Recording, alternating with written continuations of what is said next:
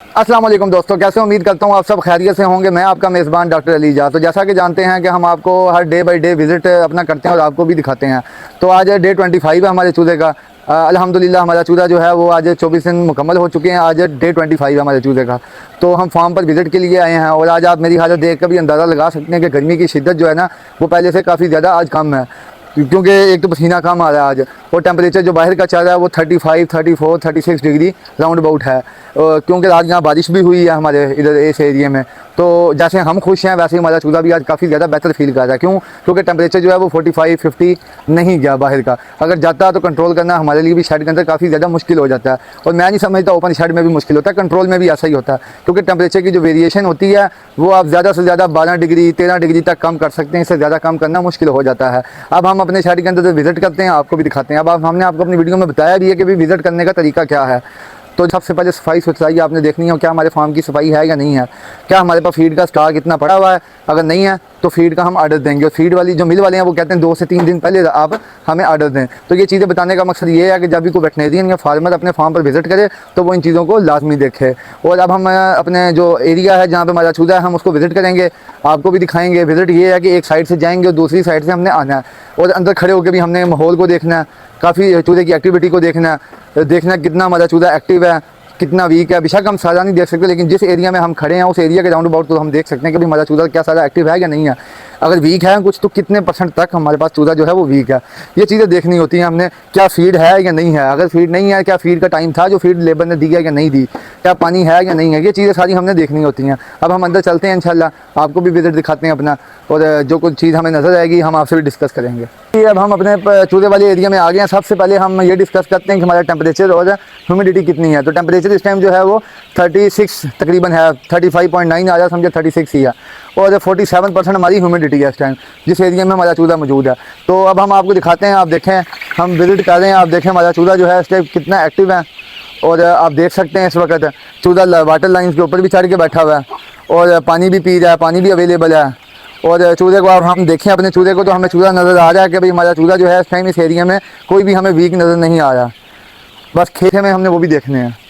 देखें जी, ये हमारे पास इस टाइम ये हमारा पाइप भी पड़ा हुआ है जिससे हम पानी का छिड़काव कर रहे थे पिछले दिनों में कूलिंग सिस्टम के लिए। तो लोगों ने हमें बड़ा प्यार दिया अल्हम्दुलिल्लाह। हमारी उस वीडियो में जो हमने आपको दिखाया कि भाई हमने ओपन शेड में टेम्परेचर किस तरह डाउन करना है, तो वो लोगों ने अल्हम्दुलिल्लाह हमारे जो व्यूज़ हैं वो 25,000 चले गए उस वीडियो में।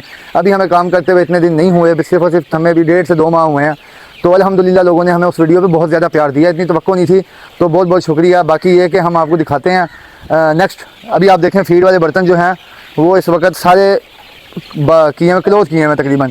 तो उसकी वजह ये है कि अभी फीड का टाइम नहीं है। अभी मेरी बात हुई है सुपरवाइज़र से, वो कह रहा है अभी फीड का टाइम नहीं है, दोपहर का टाइम है। जो फीड की हमने टाइमिंग रखी हुई है ना, अब कल भी मुझे एक फार्मर हज़रात की कॉल आई थी, वो जी दोपहर को भी फीड दे रहे हैं। तकरीबन जैसी फीड ख़त्म होती है वो चूजे को फीड दे देते हैं। और है भी उनके पास गोल्डन मिस्री चूजा ही, कोई तकरीबन उन्होंने 3000 लिया, तो उनकी मोर्टेलिटी जो है वो नहीं कम हो रही, 8-10 मोर्टेलिटी उनकी हो रही है। उसकी वजह क्या है कि एक तो हमारी गर्मी काफ़ी ज़्यादा है, फिर ऊपर से हम चूजे को फीड दे देते हैं। चूजे का जो अपना बॉडी टेम्परेचर है वो हद से ज़्यादा गर्म हो जाता है, जिसकी वजह से मोर्टेलिटी हमें नज़र आती है। तो ये चीज़ें नोट करनी है फार्मर ने। बेशक वो वेटनेरियन नहीं है, लेकिन उनको ये चीज़ें नोट करेंगे तो कामयाब फार्मर होंगे, वरना फिर वो खता ही खाएँगे।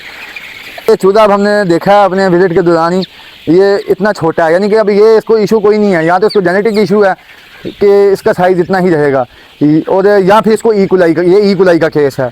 अगर इक्वलाई का है तो हमें इसे लैदा ही करना चाहिए, क्योंकि ये वेट गेन नहीं करेगा चूजा। या हम इसे कल कर लें या हम इसे 100 रुपये में 200 रुपये में सेल आउट कर दें बाहर रख के, तो वो ज़्यादा बेनिफिट है। इश्तियाक भी हल। और ये देखें जी, ये अब हम विज़िट के दौरान ही हैं। चूजा हमें सिर्फ वो एक चूजा ही नज़र आया छोटा जो है अभी, बाकी आप ये चूजा देखें तकरीबन सारा ही एक्टिव है। और आज जो हमारा चूजा है ना उसने मुंह कम खोला हुआ है इस टाइम, आप देख सकते हैं। उसकी वजह ये है कि गर्मी की शिद्दत थोड़ी सी कम है। और ये लास्ट टाइम हमने आपको दिखाया था कि भाई इसके ज़रिए जो है हम अपने शेड का टेम्परेचर कम कर रहे हैं। अच्छा जी, अब हमारा विज़िट जो है हमने एक पूरा विज़िट शेड का मुकम्मल कर लिया। तो उसमें यहाँ हमें एक छोटा चूजा मिला, यहाँ ये एक चूजा हमारे पास नज़र आया। कहाँ की ये चूजा, ये देखे जी। अब इसकी गर्दन जो है वो इस वक्त जो है वो टेढ़ी आप देख सकते हैं। तो काफ़ी फार्मर हजरात हैं जो कि इस चीज़ को देख के डर जाते हैं कि भाई शायद एनडी का केस है। तो उनके इन्फॉर्मेशन के लिए ये है कि भाई ये एनडी का केस नहीं होता।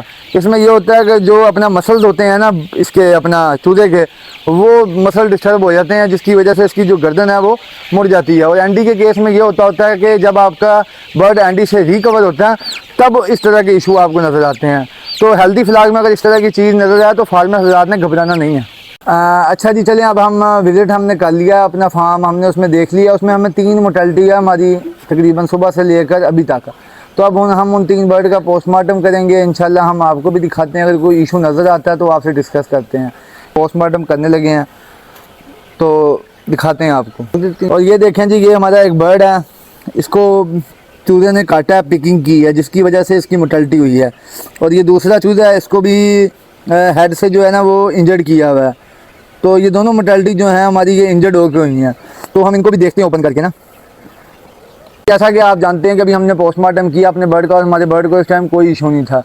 तो बर्ड हमारा जो है वो बिल्कुल ठीक था। 3 मोर्टेलिटी थी, उसमें से 2 मोर्टेलिटियाँ जो थी वो हमारी पिकिंग यानी कि बर्ड ने इंजर्ड करके दूसरे बर्ड को मोर्टेलिटी हो गई थी उसकी इंजर्ड की वजह से। तो अब हम बात करते हैं कि अगर आप फार्मर हैं तो इन 3 मेडिसिन का होना फार्म पर बहुत ज़्यादा ज़रूरी है। अगर ये 3 मेडिसिन आपके फार्म पर नहीं है तो एमरजेंसी की सूरत में फार्मर को बहुत ज़्यादा नुकसान हो सकता है। Number 1 multivitamins, number 2 vitamin C, और नंबर 3 पे एंटीबायोटिक्स, और नंबर 4 पे प्रोबायोटिक्स। तो नंबर 1 पे हम बात करेंगे मल्टीविटामिन्स में। उसमें विटामिन ए, डी, ई, के ये सारे यानी कि आपको कम्बिनेशन मुख्तलिफ़ कंपनियों में मिल जाते हैं और आपको ये आपके फार्म पर लाजमी मौजूद होना चाहिए। अब हमारे फार्म पर जो है वो ये वाइटल 4 के नाम से सलमोर कंपनी का मौजूद है। इसमें विटामिन ए, डी, ई, के है। जब गर्मी में बर्ड को आप ये कह लें कि स्ट्रेस और वैक्सीनेशन के बाद बर्ड को डिहाइड्रेशन भी हो जाती है, तो उसमें यह कि मल्टीविटामिन्स जो हैं वो काफ़ी ज़्यादा सपोर्ट करते हैं और बर्ड को एक्टिव करने में मदद देते हैं। और बर्ड आपको वीक भी नज़र आते हैं, उनकी पुअर ग्रोथ हो जाती है। तो मल्टीविटामिन्स का काफ़ी ज़्यादा रोल होता है। और नंबर 2 पे हमने बात की थी विटामिन सी। विटामिन सी हमारे पास जो है वो है सनाविट सी के नाम से है विटामिन सी। तो विटामिन सी ये भी बर्ड को स्ट्रेस से बहुत ज़्यादा दूर करता है, हीट स्ट्रेस से ख़ास तौर पर, और ये लाजमी फार्म पे अवेलेबल होना चाहिए। अब नंबर 3 पे हम बात करते हैं एंटीबायोटिक्स। एंटीबायोटिक्स में आपके फार्म पे एनरोक्लिस्टीन, न्यूमाइसिन, अमोक्सी, नेफ्लॉक्स, इन चीज़ों का होना बहुत ज़्यादा ज़रूरी है। 3-4 चीज़ों का। एनरो जल्दी हल करने में भी मदद काफ़ी ज़्यादा मदद देती है, और कोई रिस्पायरेटरी इशू हो जाए तो सबसे पहले हमें एनरोक्लिस्टीन ही चलानी चाहिए।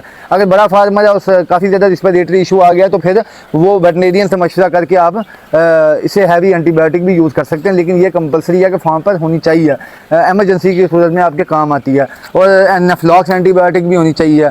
नेफ्लॉक्स भी सब फ्लोरफेनिकोल होता है इसके अंदर। और जब बर्ड आपका बुखार में होता है, कि जिस तरह आजकल हवाएं चल रही है, ठंडी भी हैं, तो बर्ड को बुखार हो सकता है टेम्परेचर की वेरिएशन की वजह से। तो उसमें नेफ्लॉक्स जो है वो अपना काफ़ी ज़्यादा रोल अदा करती है।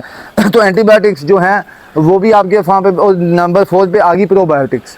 प्रोबायोटिक्स जो है वो एंटीबायोटिक्स चला के को गट जो है वो हमारी अनहेल्दी हो जाती है। तो प्रोबायोटिक्स लाइसोजाइम्स एंजाइम्स होते हैं, वो गट को हेल्दी रखने में काफ़ी ज़्यादा मदद देते हैं। अगर आपका गट हेल्दी है तो आप समझे आपका फ्लाग जो है वो हेल्दी है। तो ये चीज़ें फार्मर के लिए बहुत ज़्यादा ज़रूरी हैं। फार्मर वही कामयाब होता है जो एमरजेंसी के लिए हर वक्त तैयार रहता है। इंशाल्लाह नेक्स्ट वीडियो में आपसे मुलाकात होती है। अपना ख्याल रखिएगा। अल्लाह हाफिज़।